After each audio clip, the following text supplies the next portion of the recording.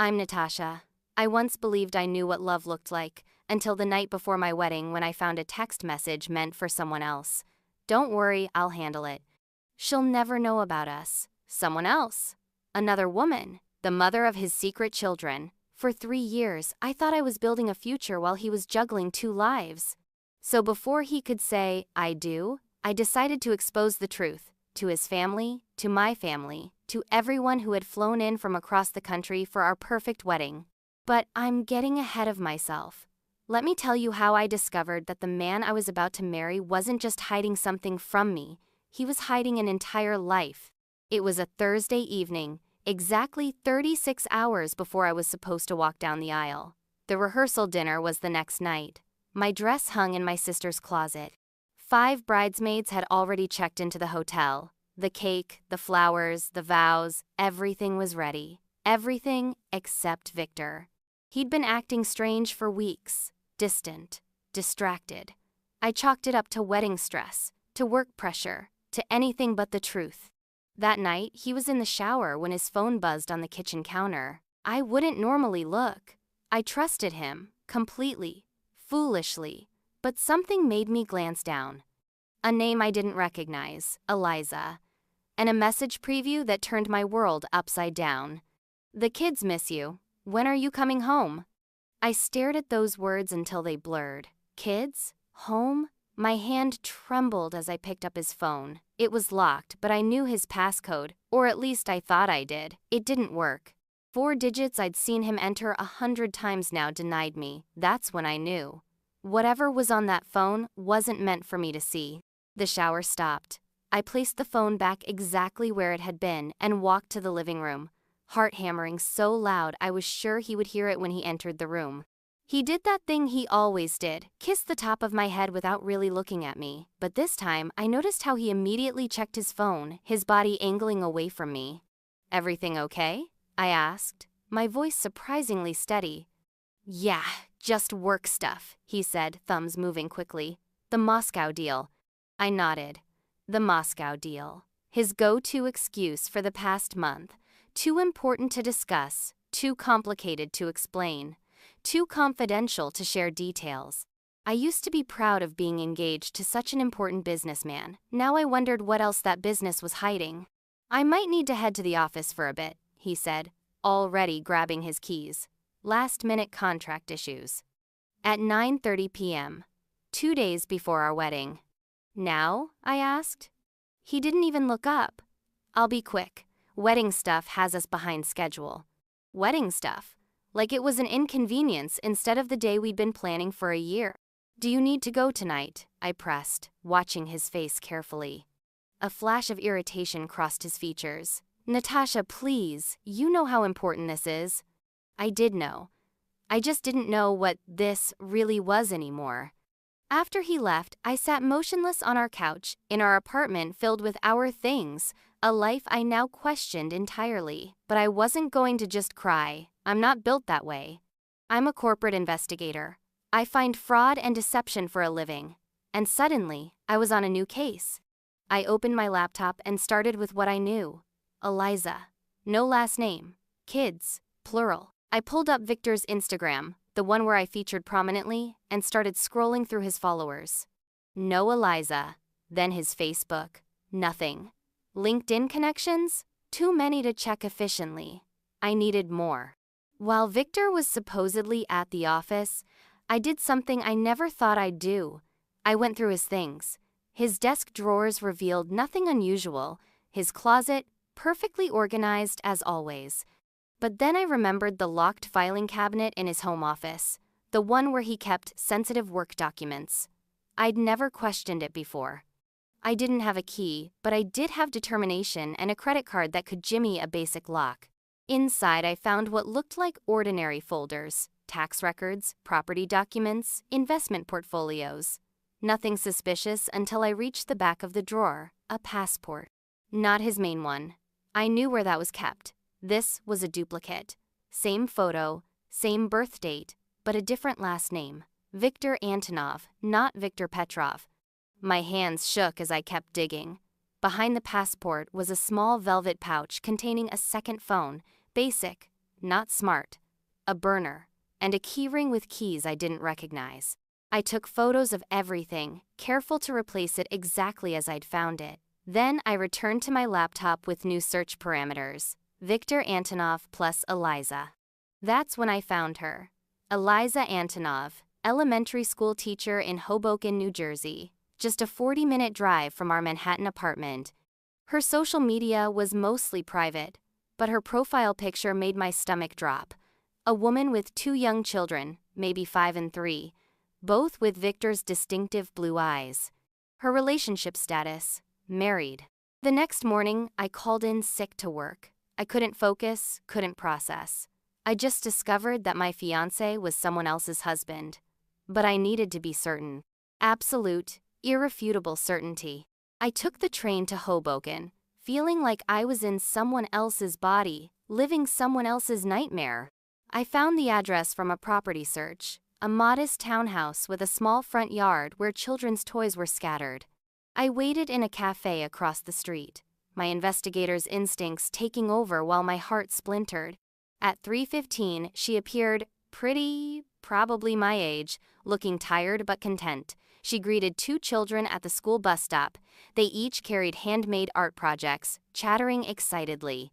A normal family. A real family. Viktor's other family. I followed at a distance as they walked home. Then I watched as a familiar car pulled up around 6 p.m. Viktor stepped out, wearing clothes I'd never seen, carrying grocery bags. The children ran to him screaming, "Daddy!" He scooped them up, one in each arm, kissed their faces, then kissed Eliza on the lips. Comfortable, familiar, loving. I took videos, photos, documented everything like it was just another case. Except this evidence wasn't for a client, it was for me, and I already knew what I was going to do with it. When I returned home, Viktor was frantic, calling repeatedly. I'd been gone all day without explanation. The concerned fiancé act might have touched me before. Now, it just made me sick. "Where have you been?" he demanded when I finally answered. "I've been worried sick." "Work emergency," I replied, mimicking his frequent excuse. Something came up that couldn't wait. The day before our rehearsal dinner? The audacity almost made me laugh. It couldn't be helped, you understand, right? Like your Moscow deal? A pause. Right, of course. He came home later with flowers and apologies about being tense. He suggested we go out, just the 2 of us, before the wedding chaos fully descended. I accepted with a smile that felt foreign on my face. We went to our favorite restaurant, and he held my hand across the table, telling me how excited he was to start our lives together. I looked into his eyes that had gazed at another woman, at his children, and realized this man was not nervous about our wedding. He was completely calm, because he'd done this before. "Do you love me?" I asked suddenly. He looked startled, then smiled. "Of course I do. Why would you ask that?" "Just wedding jitters, I guess." He squeezed my hand. "Tomorrow at this time, we'll be at our rehearsal dinner, surrounded by everyone who loves us. And the day after, you'll be Mrs. Petrov." Mrs. Petrov, not Mrs. Antonov. That was already taken. That night, I didn't sleep. I finalized my plan, made necessary arrangements, and prepared the files I would need. By morning, I knew exactly what I was going to do. The rehearsal dinner was at an upscale restaurant with a private room. Everyone was there. My parents, my sister, his supposed family from Russia. Were they even really his family? Our friends, our wedding party. Champagne flowed. Toasts were made. Viktor kept his arm around me, the picture of a devoted husband-to-be. During dessert, he excused himself to take a call. The Moscow deal finally closing, he whispered to me with a wink. The moment he left, I signaled to the waitstaff. They distributed envelopes to each guest, as planned. "A little pre-wedding gift," I announced, raising my glass. "Please don't open until Viktor returns. It's for both of us to share with you." Curious murmurs filled the room. My sister caught my eye, sensing something was wrong. I gave her a small nod. She'd been the only one I'd told, just enough so she could help me handle the aftermath. When Viktor returned, he looked pleased with himself. "Good news," he announced. "Everything's set." I bet it was.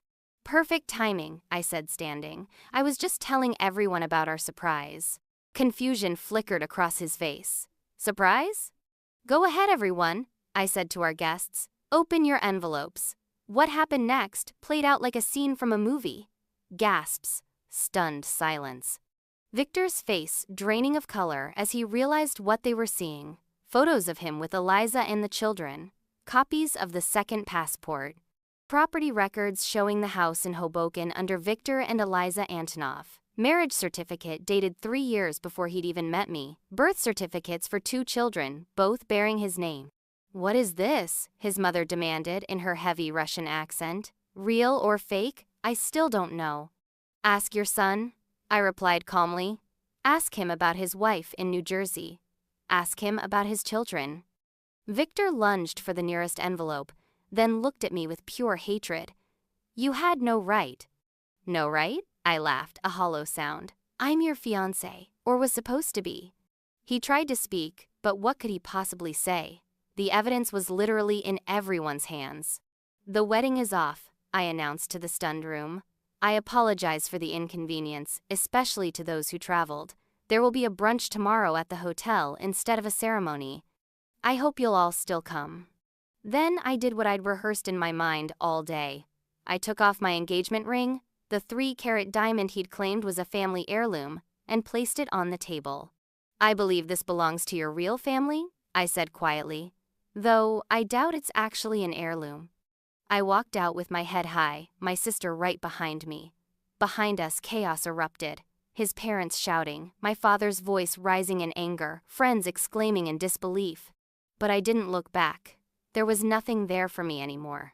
The next weeks were a blur of canceled vendors, returned gifts, and explanations to bewildered relatives. The story spread, of course. One of my bridesmaids posted about it. My best friend discovered her fiancé's secret family the night before their wedding, and it went viral. For a while, I was that woman. The one who got publicly humiliated, who didn't see the signs, who nearly married a man who already had a wife. But that's not who I am. Not anymore. 3 months after the wedding that never was, I received a text from an unknown number. I didn't know about you either. Would you be willing to talk, Eliza? We met at a neutral coffee shop, 2 women connected by the same betrayal. She'd left him. Of course she had.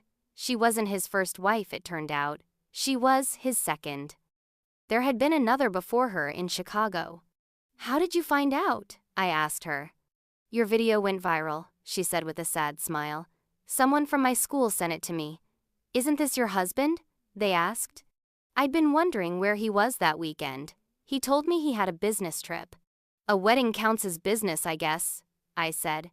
And somehow we both laughed. A broken, healing sort of sound.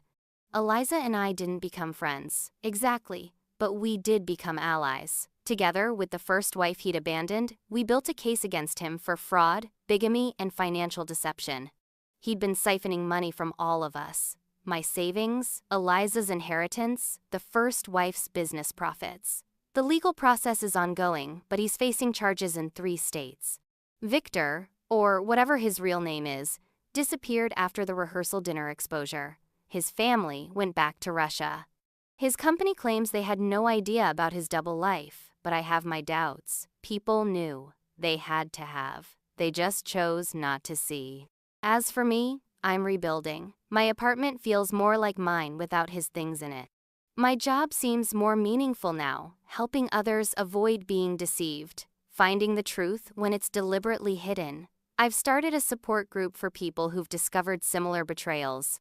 You'd be surprised how many there are. Lives divided into neat compartments, partners kept separate and unaware, elaborate lies maintained for years. Last week, I went back to Hoboken. Not to spy or investigate, just to face the place that had been the setting of my worst discovery. I sat in that same cafe and realized something. I wasn't angry anymore.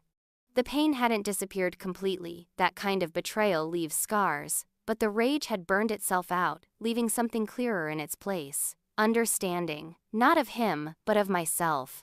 I know now that the red flags were there from the beginning. The inconsistent stories about his past, the business trips that always seemed to fall on certain holidays, the way he never wanted me to visit his office. The separate bank accounts he insisted were simpler. The vague explanations about where he'd grown up, gone to school, met his friends. I didn't see these flags because I didn't want to. I'd constructed a perfect narrative. Successful businessman falls for ambitious investigator, whirlwind romance leads to dream wedding, and ignored anything that contradicted it. The irony isn't lost on me. The professional fraud investigator defrauded in her own home. But here's what I want you to know. If you're watching this, missing the signs doesn't make you stupid. It makes you human. We all want to believe in the people we love. We all create stories that fit what we hope is true. And some people like Viktor, are expert manipulators who know exactly how to exploit that very human desire for connection and meaning. The hardest lesson wasn't discovering his betrayal. It was accepting my own willful blindness, but that acceptance brought freedom. I don't blame myself anymore. I see more clearly now, not just others but myself, what I want, what I deserve, what I will and won't accept in my life. So, no, this isn't a happy ending where everything works out perfectly, but it's a real ending. Or, rather, a real beginning. Because that's the thing about discovering someone else's lies, it forces you to confront your own truths. If you're watching this and something in my story resonates with you, if you have that nagging feeling that something isn't right, don't ignore it. Don't do what I did and dismiss your instincts. Trust yourself. Ask the difficult questions. Look in the locked cabinet. Follow the inconsistencies. The truth might hurt. It probably will. But living a lie hurts more in the end. Before I go, let me say this. I used to think love was about finding someone who completes you. Now I know it's about finding someone who sees all of you, your strengths and flaws, your past and potential, and chooses to walk alongside you anyway, in the full light of truth. Nothing less is worth having. Today marks 1 year since the wedding that never happened. I'm celebrating what I think of as my Independence Day, because while I lost a relationship, I found something more valuable, myself. Uncompromised, undiminished, unwilling to settle for beautiful lies over complicated truth. If my story has touched you, leave a comment below. Tell me about a time you trusted your instincts or wish you had. Share where you're watching from. This channel is about real stories of betrayal, discovery, and the strength it takes to rebuild. Subscribe if you want more. And remember, sometimes the most powerful thing you can do isn't exposing someone else's deception. It's refusing to deceive yourself any longer. Thank you for listening to my story. Take care of your heart. It's smarter than you think.